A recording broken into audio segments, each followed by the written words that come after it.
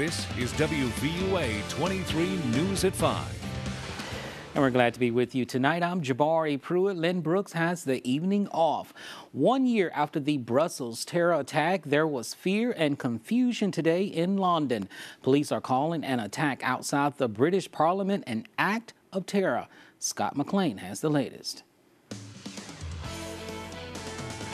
The MPS has responded to an incident in the area of Parliament Square, and the senior national coordinator has declared this a terrorist incident. The seat of British power quickly became the scene of chaos today after an incident police are treating as terrorism. We were just coming across the bridge and then we just heard a bang and then we just saw 3 people in the road. Witnesses describe a car barreling down the Westminster Bridge, hitting pedestrians. We saw the car ploughed into a lady. There was bodies, literally. Must have been about 10 bodies. 12 bodies. Shot. The car then crashed into the gates of Parliament, which was packed with lawmakers. It was quickly put under lockdown after a police officer was stabbed outside. I saw a man force his way through a security gate. He went straight for a police officer, wrestled him to the ground.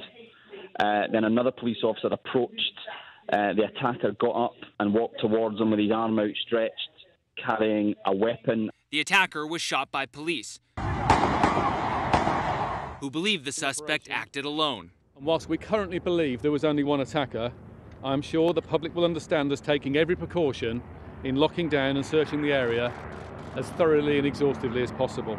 At least 3 people are dead, as well as the assailant, and 20 are injured, according to police. Tourists were trapped on the London Eye as the scene unfolded. Part of London's Underground was closed, and police closed off a large section of central London. Scott McLean, WVUA 23 News. Now, the British Prime Minister, Theresa May, was inside the Parliament and taken to an undisclosed location. Her spokesperson says her thoughts were with the victims of this incident.